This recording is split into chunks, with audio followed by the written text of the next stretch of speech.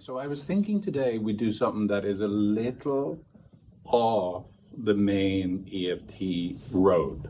It actually it fits completely inside of EFT, but it's just a slightly different angle to work on a really essential, basic building block or principle of what we do with our individual clients and our couples.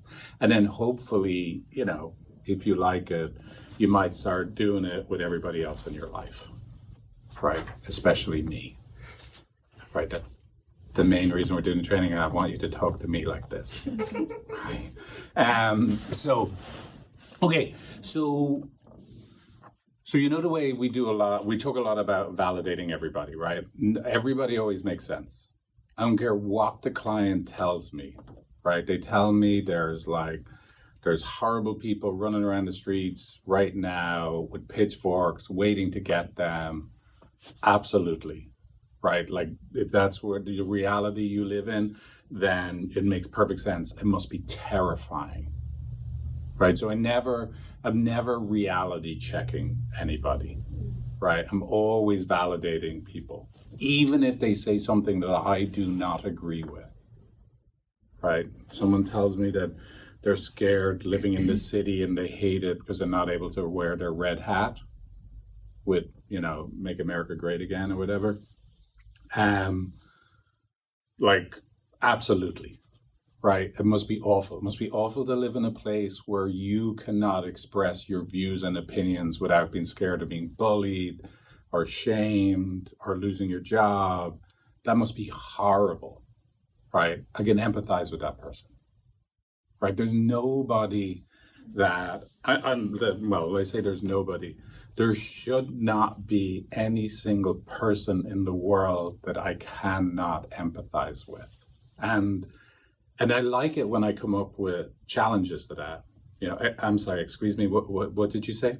Right? Like where I'm like it's a stretch for me to empathize, because then I have to work, as opposed to, so 99% of the time, I don't have a problem empathizing with anybody, right? At my best, myself at best. Obviously, I have a crap self that is reactive and, it takes me a while to empathize in the moment, but I can empathize with pretty much anybody. But every now and again, I meet someone where it's hard, whether that's a controlling partner and making their partner do a weigh-in every day. There might be a moment at first where I'm like, whoa, wait, hold on a second, right? And then I have to kind of find my center and come back to be curious about them, and it totally makes sense, find where I could imagine if I was them, if I had the life they had, if I had the particular psychological makeup, that it absolutely makes sense that this is what you would try to do to survive in the world, to feel everything is okay. You're going to try and change the world outside you in this particular way, even if I don't agree with the way they're trying to change the world outside them, right? I got to accept them and validate them first. Now, that just runs through every single thing we do. So that means that even then later in therapy, if you were going to ask someone, let's say the whole making your partner do a weigh-in to make sure they haven't put on weight every day, what's that about? Right? We might get to talk about it with them, but only after weeks of telling them, I accept you, I like you, you make sense to me. So that question, when we do start to quote unquote challenge them to be curious about themselves, not challenging them, can't you see this is wrong or toxic, you got to change this, right? But challenging them to be curious about themselves, and then challenging them to be vulnerable, right? But again, all of that is done through curiosity and love and empathy, right? So a wonderful way I actually learned how to do this before all this EFT stuff was I used to live at Esalen. And for those of you that don't know Esalen, right, it's a retreat center in Big Sur. And it's pretty much known as the kind of birthplace of the human development movement. And while I was there, I did a lot of improv, right? So I did theater improv, mostly dance improv, but some theater improv, and I did like all sorts of weird movement. I did this viewpoints improv, where you strip your ability to communicate down to 6 movements. And of course, I won't remember all 6 of them. You can walk, jump, run, fall. See, I've already stand still, like pause. I can't remember what the 6th one, right? But by doing all those things, and so 10 people get up on stage, and they're the only things you can do. So you just learn what is authentically true in this moment, and how do I respond with what is actually coming from inside me versus what my head tells me what to do, right? So there's like the building blocks, basic building blocks of improvisation, like at the most pure level, right? You want it to come from your body versus it's a cognitive thing, right? But we start with it's a cognitive thing, right? And so maybe at first, empathizing with other people with other opinions than you and different opinions than you, you have to do it cognitively. And what we're going to do is teach you a cognitive trick that then hopefully you will practice and have your couples practice. That'll make it go from cognitive to it's actually in their bodies. They're just doing it, right? Like I don't think about empathizing with people. I just do it. Just because, it's just kind of hardwired in now, right? So is my sarcasm. Sorry, right? But I do empathize, right, with how my sarcasm lands badly on you. But okay, so in theater improv, do you know what the golden rule of theater improv is? Yes, and? Yes, and. Great. So this is it. So we're going to try and learn the basics of what yes and means and help you practice it in your life, especially those of you going through relationship changes, moving in with partners, that this is going to help you a lot. Right. I want your home life to be happy so that you can actually, it's all out of self-interest, right? So that you can actually come here and work well as a therapist. Okay. So yes and basically is short. It's really short for validate the hell out of the other person. Right. And so imagine like 2 of you had to get on stage right now, right? And you had to create a story, right? Create a scene. I had 10 seconds to tell you what to do. What I would tell you is all you have to do is everything your partner in the scene tells you, you start what you're going to say next with the first 2 words are yes and. And the yes and, yes, everything you just said is true. So your partner tells you you have a green alien on your head and he's starting to put his tentacles into your nostrils, right? Yes. And it actually tickles a little bit. It makes me want to sneeze. So yes, it's absolutely true. If you said it, it's true. It's a fact. I'm not going to contradict it. I'm not going to try and clarify for details. This is it. And then I'm going to add to it. So you gave me a gift. You told me about this green alien. Thank you so much. It's absolutely true. And then I'm going to give you a gift back. The tentacles going into my nostrils tickles. And so now that's your gift. That is a fact. There are tentacles in the nostrils, in my nostrils, and they're tickling me. And now you're going to accept that. Yes. And when you get tickled nostrils and you sneeze, out comes little alien babies all over the ground, right? To go tickle other people's nostrils. Right? Right. Yes. And then they infect the whole world with their tickly nostril sneeziness. Okay. So you just keep validating, accepting, being enthusiastic with each other, and making the other person look good, right? So your job when you do improv is everything the other person says is true. It's a gift that you're unbelievably excited to receive. Oh my God, a green alien. This is the best thing I've ever had on my head, right? And then, right, you add to it. You're like, thank you so much for this gift. I'm going to give you an amazing gift back. And then they're going to take that amazing gift and they're like, oh my God, I love my nostrils being tickled. It's like snuff, but I didn't even have to buy it, right? So you're just constantly giving gifts and being so enthusiastic about it, right? So, and you don't have to worry, I think I said this, you don't have to worry about looking good or being funny or clever because the other person is responsible for you looking good. And you're responsible for them looking good. So if they hand you a gift that some part of your brain is going, well, crap, that's a tough one now. I don't know what to do with it. Your job is to take that gift, just like, like, what do you call it? White elephant or, is that what it's called? Mm-hmm. Like, your job is to take that gift and like, yes, I've always wanted some toenail painting supplies.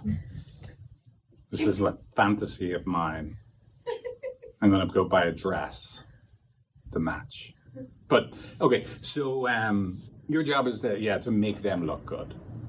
Okay, so the reason why this is important for obviously couples work in particular is couples are constantly negating each other.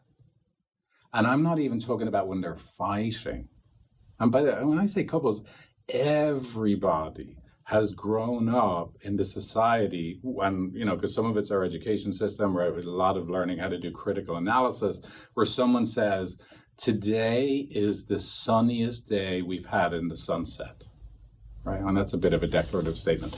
Let's say someone says, today is a gorgeous day in the sunset. How many people say, yes, it is, and I just love the way the sky is so blue versus, yeah, I know, but like it is a little windy. but it is like, we don't get sunny weather that much. I know, but in Marin it's nicer right now. Okay, but I'm actually really enjoying the day and I was hoping you would like join me in it. I mean, I will, but I prefer being indoors when I come to the city. Okay. So now, the person saying, look, it's nicer in Marin, it's a little windy, I prefer being indoors, all those things are true for them. They would never have imagined in a million years they negated the other person. And yet, so many of the conversations I hear other people having, that's why I hate going out for dinner in the small, boutique restaurants. Because, you're sitting so close to the table. Like Tila and I have gone for a date. And I was so stressed out by there was these two guys that were lifelong friends and they hadn't seen each other for a while. And everything each of them said, the other person negated in some way. But not like, like subtly. Mm-hmm. Nobody ever said yes and in any way. I've been doing a lot of personal development. Yeah, that's interesting. I actually spent 4 years in a monastery myself. So I was just like it was just, I don't want to sit next to people because it's so stressful to hear how poorly people accept and validate each other. It's very painful, right? So it's probably why I have acid reflux, right? So what we want to do is help bring to our couples' attention the fact that they may be negating each other all the time. Never mind their cycle, right? They're probably negating each other so much more than they realize, and their friends and their family and their coworkers. So here's what I have people do. I have people practice telling a story, and then we're going to do that right now, right? Us, right? 1, 2, 3, 4, 5, 6. 6 of us, right? The 6 of us are going to tell a story together. Each of us is going to say one line of the story. And we're going to try and tell a story 2 times. There's 2 fingers. 1, 2. Duh. That's the only 2 languages I have. Wait, what was that? I was just messing, like 2 times. We're going to tell 2 different stories. I know that. I just wanted to hear you say, but Duh. is it French? Yeah, I think so. Well, yeah. You know, like I have shame about my French accent. Do you? Yeah, my first day of school, like in French class, like I walked into a brand new school, and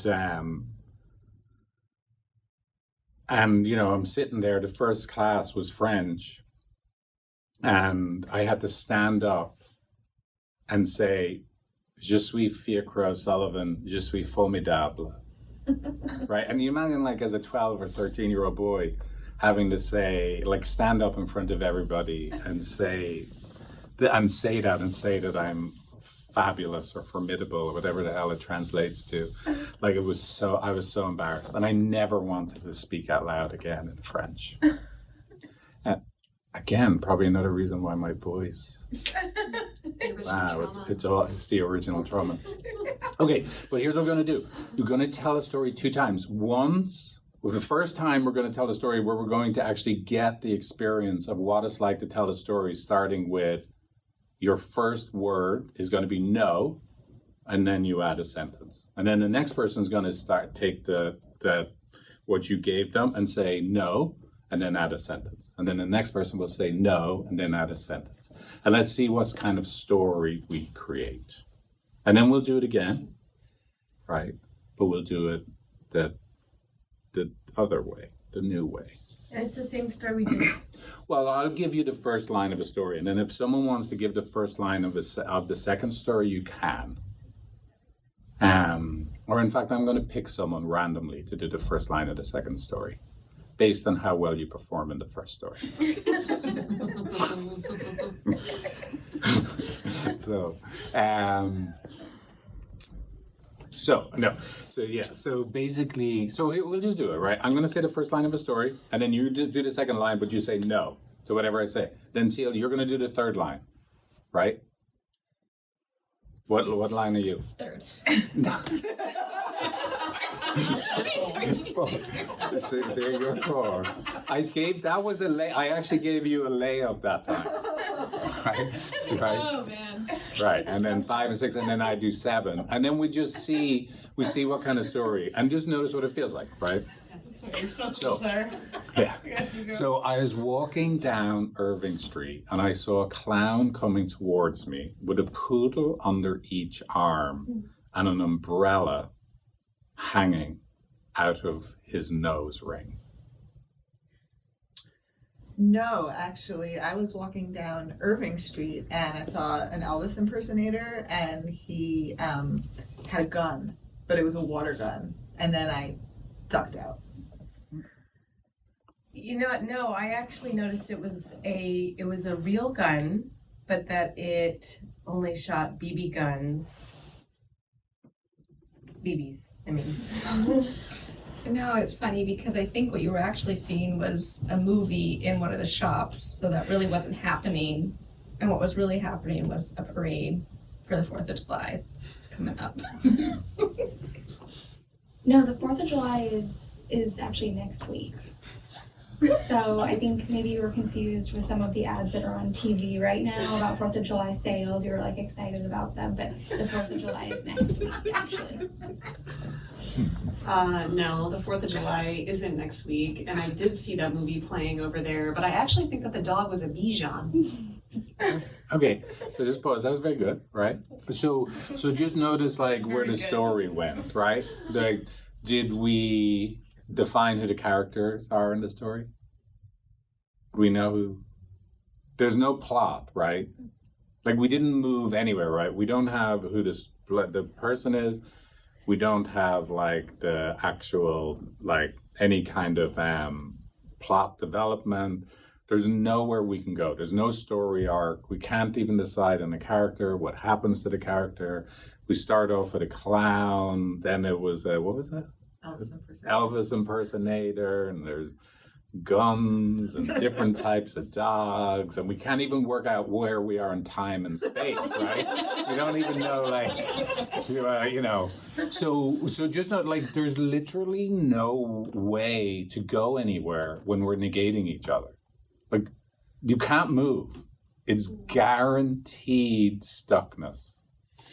And again, remember, like negating happens at such a subtle level that people don't matter. People don't notice they're doing it. And so one of the things that, we want to be mindful of as couples therapists is noticing when they're doing this like explicit or implicit no to the other person. Right? Because the other person will probably come back now, right? They're going to do some version of the fight, flight, freeze, right? And placate. They'll either kind of reassert themselves even more. It is a freaking nice day outside, right? For God's sake, it's the best freaking day in the sunset ever, right? Or they will like withdraw or pull away, right? Or they'll just shut down completely, or they'll just placate, right? You're right. The wind, like it is bad, isn't it? Maybe we should just go to Marin, right? They'll just placate the shit out of the person, whatever, because everybody has a different flavor of, doing one of those 4 things to survive in the world. Can you say those again for us? Fight, flight, freeze, placate. Right, and they're just, and then of course there's variation as we go up the tree. Then there's variations of those, right? Some people are passive aggressive fighters, right? Some people are, good needlers. Some people actually physically fight, and other people just do some good blaming and criticizing, right? And there's, some people placate by being amazing laughers at other people's jokes, and which I love to be surrounded by. And then there are people that are just unbelievably kind, right? A lot of therapists actually are great placators. Oh, let me get that for you. Kill you with kindness. Which is great, right? And has its limitations. Everything has its limitations. Anything in a large enough dose is a poison, right? Okay, even being nice. Being nice in a large enough dose is a poison. Although I found like there's very few things that I do too much of that are poisonous. Myself. Let me help you. Yeah, I know. Oh yeah. Okay, yeah, they're coming back to me. But once I hear your voice, it's all coming back. So, okay, so here, let's try it again. Remember what that was like. Did you have any comments about what you noticed it was like? Doing that, like telling the story where you say no? Reminded me of lunch with my colleague yesterday where Yeah. I negated her, or she negated me because I said, oh, this is the first Pete's ever. And she was like, no, it was actually in Claremont. And I was like, no, I'm pretty sure it's... Yeah, right. And it reminded me of when we first were arguing in our law and ethics class 3 years ago. And now we're like really, really close friends. So it's interesting Yeah. to learn this. Well, so that is interesting, by the way, as well. Like, as much as we're saying in general, this is actually not a very healthy thing to do a lot, but getting activated with people, and this is the thing, people wouldn't even notice necessarily once you get into a back and forth and no back and forth that people are getting activated, because people are so used to it, they don't even notice their bodies are activated. But it can be really bonding. Right, because most of us have an imprint of being activated with other people, right, reminds us of the people we're most bonded with, right? So unfortunately, as people know, sometimes the people we pick to be friends with, and especially the people we pick to be partners with, like we actually do need a certain level of activation, like, like a emotional trauma, like the past merging with the present. For there to be a magnetism, right? So So obviously we want to minimize the level of activation we have, in terms to make sure that it's not like escalating into, horrible negative cycles.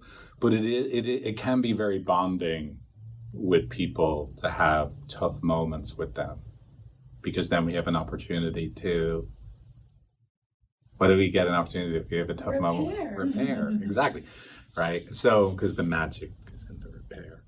So let's do it again, right? But this time we'll do yes and. Right, so I actually thought everyone performed incredibly well. So does anyone want to do the first line of a story? Anyone? But it has to be fantasy, right? No reality. Because it gets even harder.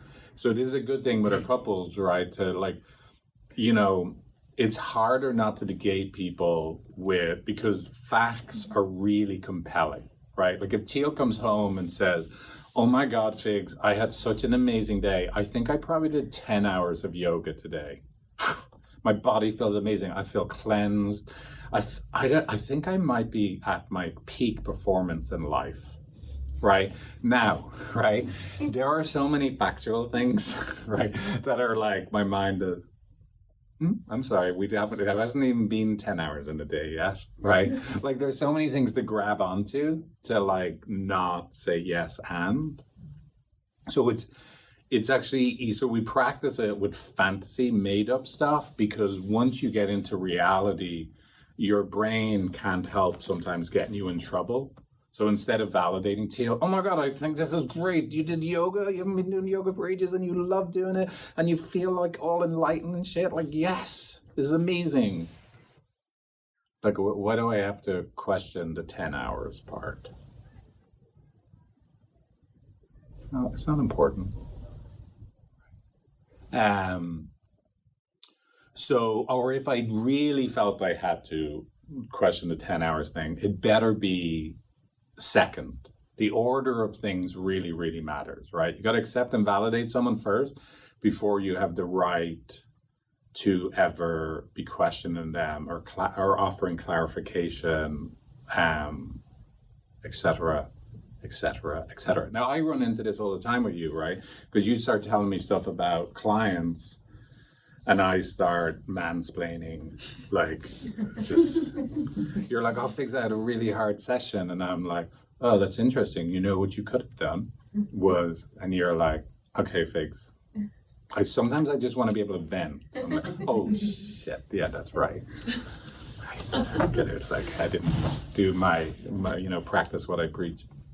So, but it's great because usually people will tell you, and you get good at noticing, where people have signaled to you explicitly, like Teal's, I'm very lucky because Teal explicitly signals, Figs, you're being an asshole. I'm like, okay, I can read that signal. That signal is clear, right? I can adjust course, right? But usually people will signal, even with their bodies, or again, if they were trying to convince you of something, they're going to try and convince you of it more, right? Or they start pulling away from you or freezing or, they're going to give you a signal if they feel they're not met or joined or accepted and validated. And the great thing about that, if you're watching and noticing, then you can, if you are getting it wrong, you can adjust. Right. I never get things right the first time. I get things wrong the first time 90% of the time. And then I notice the other person doesn't feel good, and then I adjust. Right. The most important thing is you get it right eventually, not that you get it right immediately. As Teal could tell you, right, I get it wrong all the time. Right. I mean, really do, right? I get it wrong like so much of the time. So, and you also get it right a lot of the time. On the second try. Right. Okay, so let's do it again, right? Let's do them. We're going to do the story, right? But we're still waiting for a volunteer for the first line. Volunteer. Great. Okay. Again, we'll do it the same clockwise. So the funniest thing happened yesterday. Steven Spielberg slid into my DMs and asked me to give him a back scratch. And I told him, okay, but I get paid in bananas. Yes, and that's so amazing because I know how much you love bananas and the access that Stephen has to the sheer amount of bananas that would make you really happy. So that's so awesome.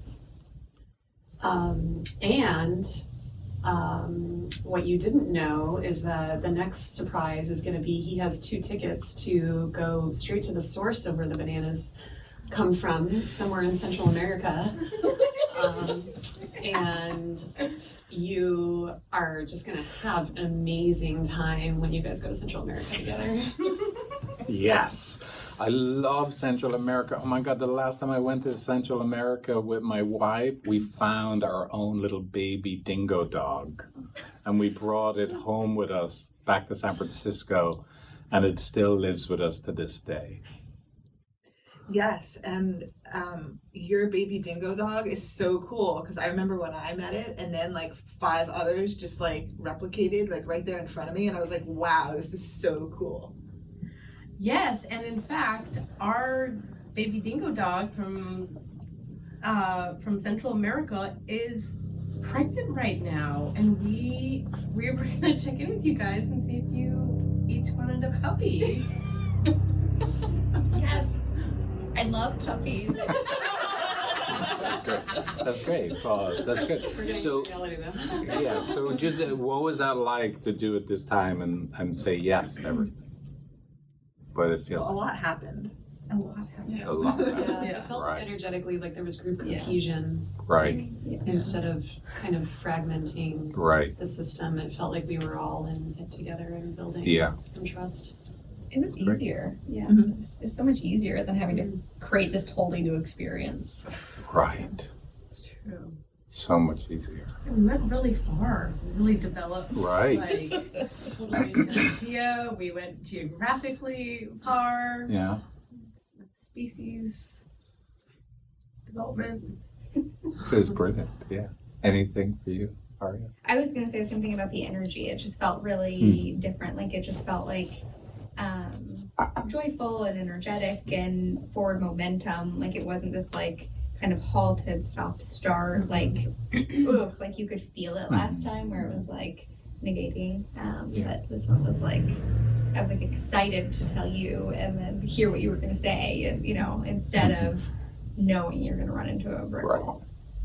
Yeah, that's great, right? Because you think about in so many of our clients' relationships, and again, people in general, when they're about to speak, they're expecting with a brick wall or a wall with a border policeman on it. I'm sorry, what temperature did you say it was today?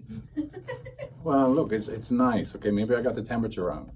Yeah, but let's look it up. Like, you know what I mean? Like, it's like there's just so there's all people are already strained before, so if someone has lived their life that way, the next thing you know, when they tell someone it's a nice day, I'll try and be careful with my voice, right? They tell their partner it's a nice day. Today is an amazing day outside, right? Because they're already, prepared, right? And then the partner hears it and they're like, okay, guess it is. This is exactly what happened all session for my couples last night. Wow. Right. Yeah. Meditating. So it's great. Sometimes it's very helpful to break things, to bring things down to this base level. Never mind even the cycle. It's a cycle, Yeah. right? But we're pulling out the attachment significance of the cycle, and we're just noticing you keep saying no to each other, right? You keep negating what the other person said, right? In ways that are very, very subtle. And we just want to bring your attention to it. And we bring their attention to it through playing this game in a fun way. And then sometimes what I do is like, so at some point, whether it's in the explanation or after we play the game, I'll ask them, why do you think I had you do this? Does the no conversation feel familiar?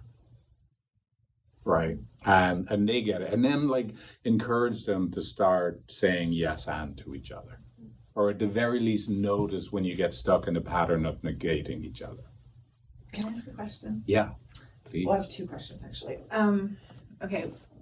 One is that, so I've noticed a thing where something that I've done in my personal life where I've been like, yes, I totally got triggered and overreacted.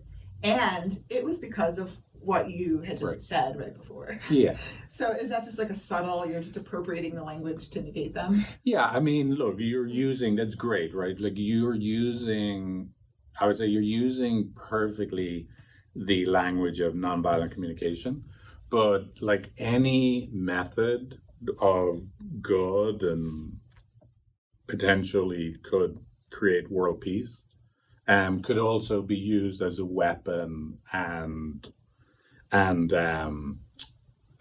what do you call it, co-opted into just causing pain, right? And so look, again, like the living in Esalen thing, I learned how to speak perfectly non-violently.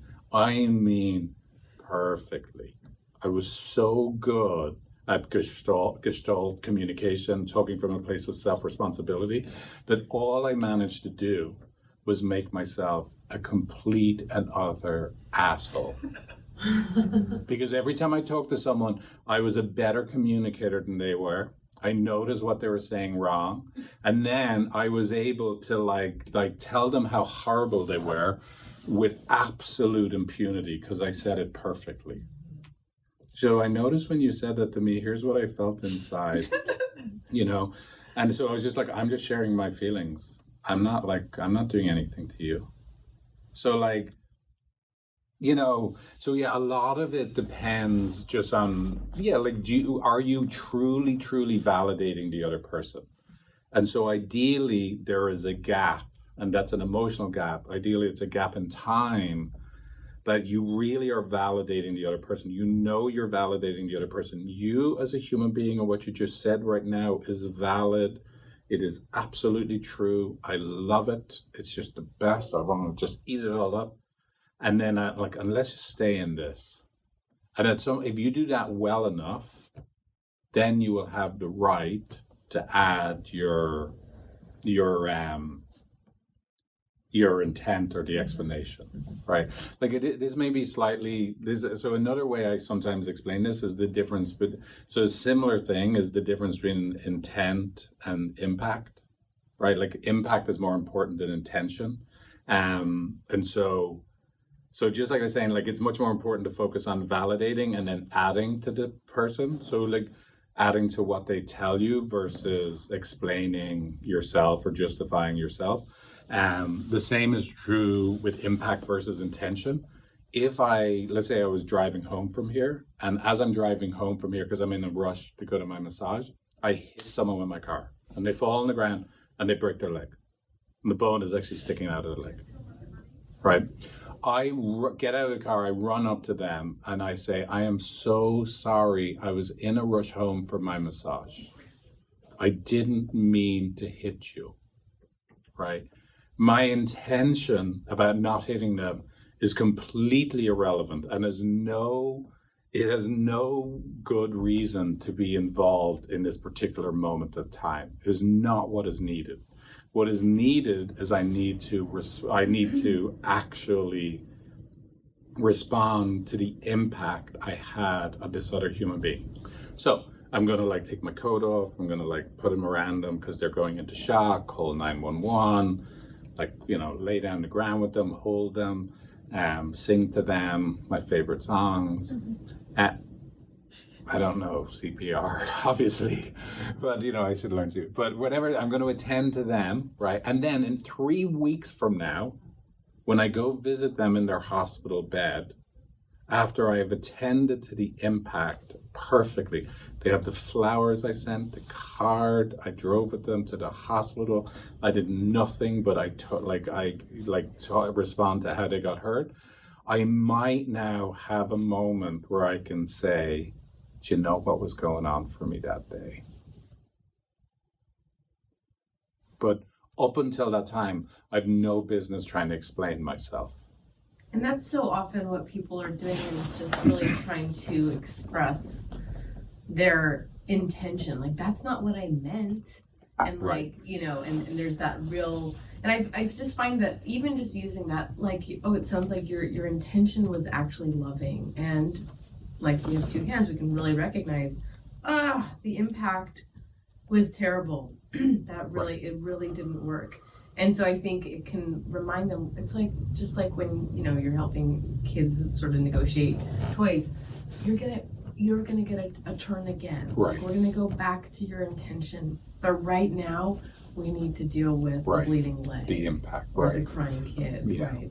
Yeah, that's what I'm like a big believer. The order of things really matters, right? We got to attend to. We just can't do everything at the same time. And there's this really important with couples is when they're really fighting.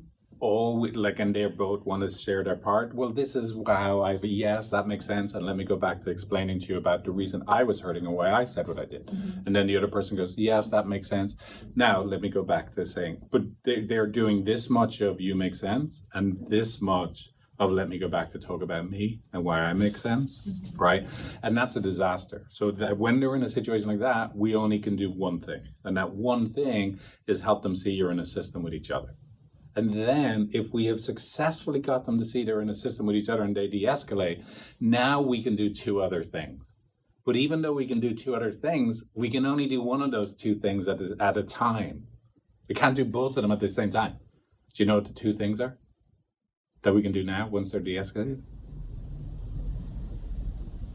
I'm grading this. Okay, fails. No. Okay, no. So the two things we can do next, right, is now we can do, right, the pursuer softening and the withdrawal re-engagement, right? So now that we're like, there's only one thing we can do when they're fighting, and only one thing is you're in a system. It's both of you, right? You got to get them to that one thing. Then once we get them to this one thing, now that we have two things we can do, but we have to take turns. One person is now going to get access to where they're really hurting and share they're really hurting, and the other person gets to be with them, and we have a repair on one side of the relationship. Then they come in next week, and we do it the other direction, right? But we can't have them both trying, now repair my wounds now, both of them at the same time. We just can't do it. We're not capable as human beings. So we got to take turns, and we have to prioritize what needs to happen first, right? So since we have 5 minutes Yeah. before you need to go, Yes. do you want to, I want to hear the end of your I don't know if that answered your question. Thank you. I went off. No, it was I think it was really effective. Should we make a little bit of space? Any questions that come up around that, or maybe start to make space for just kind of closing? Yeah. Now. I had a really cool question about how you introduce like the yes and activity, like how you like preface that to them, because you said you asked them afterwards, like, do you have any idea why I asked you to do this, and kind of give them an opportunity to reflect. But how do you first? Yeah, I would say, look, come here, let's change it up for a minute here. I have this idea of something we could do, and look, at first, it may not make any sense why I'm doing it, but I promise it's actually really helpful. Even if at first you've no idea why we're doing it. And it's the same thing I sometimes say with the repeating question exercise, right? Is the way, you'll get to see the video of the repeating question exercise, and we'll do more in-person training on how to do it. Is at first, this exercise may seem like it makes no sense, and it's a waste of your time, but it's kind of like the Karate Kid, the wax on, wax off in the Karate Kid, right? Where, he goes to learn how to be like a ninja warrior, but instead of actually learning like crazy kicks and chops and jumps, he actually has them like, waxing the floor and and cleaning the cars, right? But then it turns out those movements that he learned how to do with cleaning the floor and the cars were the fundamental building blocks, how to make him be able to be a better bully than the bullies that were beating him up. And then we watch him bully all the bullies for the rest of the movie. It's great. All right. So these exercises, whether it's the repeating question exercise or this, yes and exercise, they're learning the fundamental building blocks of how to notice patterns and then how to start doing it differently. But in order to do that, we have to take them out of their everyday consciousness and like, like this is different for people, and at first that may not make any sense. So bear with me. I promise you, it actually is actually useful and helpful. That's the kind of thing I say. Yeah, and then I imagine, kind of paraphrasing, you were talking about that being just like a part of like an improv exercise. Yeah. Kind of like just maybe paraphrasing. Yeah, I know. I say that whole thing about, like, I explain it's like the golden rule of improv, and it's actually, I think Tina Fey, right, actually talks about yes and in her, one of her books anyway, about it being just a way to live your whole life by, right? And so most clients love this stuff because you're giving them a very explicit tool, right? Because one of the complaints people can have about EFT, right, is they're not getting literal tools. So I think I was going to close out with a song that I wrote. Okay, I won't. No. So anything else before we end? I think go. I found that really helpful. It's great. Good. Love just kind of, I like that you helped us sort of have a new tool, skill building. I'm actually going to try that today with this couple that I have at 1:30. I think it's perfect. And it was really fun just to do it all together and just feel like what it felt like, and kind of just think about, how that might, that it plays a huge role, just that validation piece. Yeah. About your question, let me come back. It was a really good one that said people can learn the method of yes and, but they're still actually negating. Right? They could be perfect at everything someone says is yes and, but the next thing out of their mouth every time is going to be the negation. But they'll be like, right, but it's the feeling of Yeah. validating, right? It's Yeah. the feeling, but I think it is a good question just in terms of like how that might be happening in, outside of our room, like in a Exactly. conflict. And so it would be a moment of fine tuning the next session. How'd that go? Oh, we tried it and it was a friggin' disaster. Oh. One of the things very quickly I'd say that Ford said to me, and of course, unfortunately, Ford, Davida, and Ramona couldn't be here this week, right? So is EFT is like a very, very long NVC. So in a way, we're doing the exact same thing as NVC, but the problem is most people learn NVC at a very superficial level, but actually it's brilliant, but it's only brilliant if it's really deeply embodied. Right. But when it's not deeply embodied, Then it's a weapon. it's a terrible, and again, I am one of the worst culprits of using it as a weapon. Right. Claire had a question. Yeah. It was really just, I think like what you're saying is helpful because like I think non-mediation is really helpful in everyday life when you're not trying to secure this intense bond with the person that you're just trying to negotiate a parking space with, you know? But like with your partner, it's probably really confusing, that validation of like, we talk about when you have like phrases like because you, that it's impossible to hear. That Right. invisible earplugs get put in that we don't even know are there. And I think like sometimes I struggle how to explain that, and I like the idea of like this improv of being like, because you imagine invisible earplugs getting put in and you didn't even know that was happening, Right. because nobody told you that Yeah. was happening. Like that's really sad, Yeah, that's great. This is a very non-threatening way for people to start to notice they're negating each other. And people, what I find couples get very playful. They start, yes, and, they start, like you really trying to use it in their lives with each other. So I got to run. You gotta go. But thank you, everyone. I'm really glad we could get together. I was worried that it wouldn't work today. And thank you for coming and being part of our team. I'm so happy I did, yeah. Yeah, and you, Jen, and obviously, Ariel and Claire, and especially you. Especially. And me. And you. Thank Right. you. And Zach. Yeah, being part of a team is, again, very threatening. Like, That was really good. oh, good. And thank you for listening.